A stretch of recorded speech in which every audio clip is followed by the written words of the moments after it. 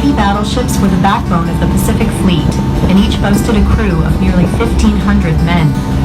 In all, almost 200 American vessels were located in Pearl Harbor that day. Off the starboard bow, or right front, of the boat, you can still see the white concrete mooring keys that continue to display some of these names. The battleships that came to Pearl Harbor back then did not drop anchor to secure their position. Instead, they were tied to these white concrete blocks, which were built in the 1930s. The Pacific Fleet tended to tie two ships together, one inboard, closest to the keys, and one outboard. The mooring key closest to the bridge was reserved for the USS Nevada. The Nevada was the only battleship to get underway during the attack on Oahu. She pulled out just before 9 o'clock, after the first wave of planes had left, and valiantly headed towards the sea.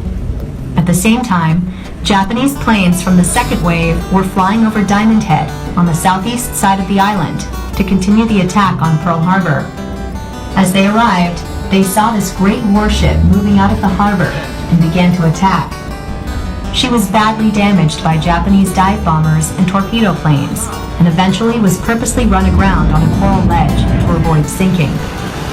Almost 60 USS Nevada crew members lost their lives in this short time. Despite this great sacrifice, Nevada's attempted exit was met with cheers from other sailors and Marines witnessing the attack, and served as a morale boost for many. Following an extensive salvage operation, the USS Nevada's guns boomed once again as she provided fire support for Americans who stormed the beaches of Normandy, southern France, Iwo Jima, and Okinawa. Continuing on, the attack on Pearl Harbor began at 7:55 a.m., with torpedo planes coming in waves from both the north and south, while flying at an altitude of only 30 feet. The first few torpedoes slammed into the hull of the USS Oklahoma, exactly in the spot where the battleship Missouri is today. Oklahoma began to tilt, and in less than 12 minutes, she had completely rolled over, only stopping when her masts hit the bottom of the harbor. She had taken as many as 8 torpedo hits on her port or left side. This was a crippling blow, and consequently 429 sailors and Marines were lost on the Oklahoma.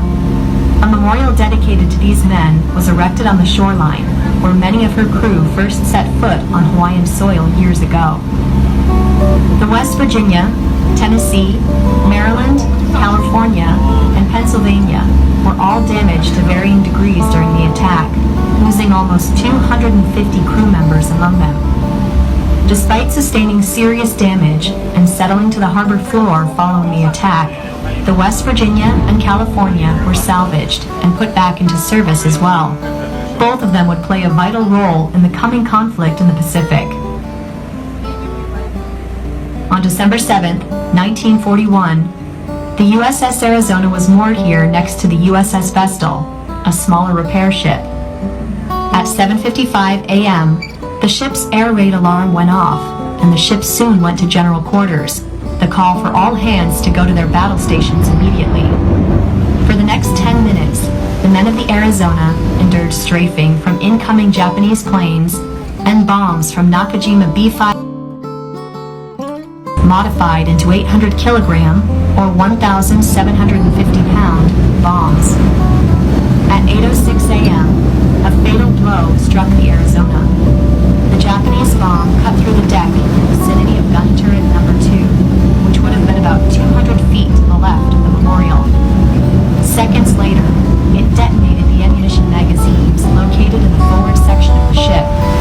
The result was a massive explosion that tore the ship. We and the National Park Service will take you on a harbor tour of Pearl Harbor and bring you close to the USS Arizona Memorial and the valiant ship that lies beneath. We are now in the south channel of Pearl Harbor, where the infamous Battleship Row was once located along the southern coast of Ford Island and off the bow of the boat as we cross the harbor. It is here that the great warships of America's Pacific Fleet were moored on the morning of December 7, 1941.